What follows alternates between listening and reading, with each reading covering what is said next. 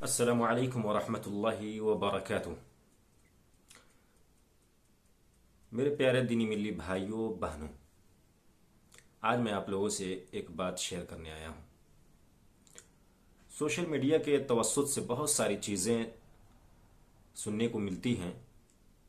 ان میں سے ایک یہ بھی ہے کہ عدم معرفت کی بنا پر بعض لڑکیوں اور عورتوں کو یہ کہتے سنا گیا ہے کہ قرآن کے اندر یہ حکم نہیں ہے، حدیث کے اندر یہ حکم نہیں ہے۔ حالانکہ اس کے خلاف بات نکلتی ہے۔ یہاں پہ میں ایک بات کہنا چاہتا ہوں، وہ یہ کہ مسلم طبقہ کے اندر دینی تعلیم کی کمی بہت زیادہ ہے، اس پر زور دینے کی ضرورت ہے۔ ابھی حجاب کا مسئلہ چل رہا ہے، بہت ساری مسلم لڑکیاں اور عورتیں کہہ رہی ہیں اپنے مقصد کو منوانے کے لیے کہ یہ حجاب کا لفظ قرآن کے اندر نہیں ہے یا حدیثوں کے اندر نہیں ہے۔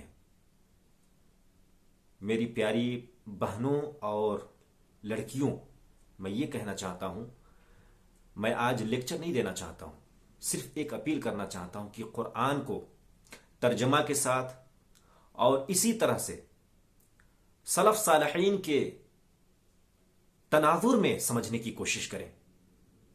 قرآن کو نہ سمجھ کر کے ہم لوگوں نے اپنی طرف سے من چاہی چیزوں کو ایجاد کر رکھا ہے۔ بہت سارے احکامات ہیں جنہیں ہم نہیں جانتے، لیکن پھر بھی کہتے ہیں کہ یہ چیز تو قرآن اور حدیث کے اندر نہیں ہے۔ ایک مثال کے طور پہ بہت سارے لوگ جو حدیثوں کو نہیں مانتے ہیں، یا بہت ساری عورتیں جو حدیثوں کو نہیں مانتی ہیں، میرا سابقہ پڑ چکا ہے ایسی عورتوں سے جن سے میں نے باتیں بھی کی ہیں، ان کو سمجھانے کی کوشش بھی کی ہے۔ وہ کہتی ہیں کہ قرآن کو ہم مانتے ہیں، حدیثوں کو نہیں مانتے۔ یہاں پہ میں یہ بات کہنا چاہتا ہوں، قرآن کے اندر اللہ رب العالمین نے اقیم الصلاۃ، نماز قائم کرو حکم دیا ہے، لیکن نماز کو کیسے قائم کرنا ہے، اس کے طریقے کار کیا ہیں، واجبات کیا ہیں، فرائض کیا ہیں، طریقے کیا ہیں، یہ قرآن کے اندر آپ پورے قرآن کو الٹ کر پڑھ جائیے، کہیں بھی آپ کو طریقہ نہیں ملے گا۔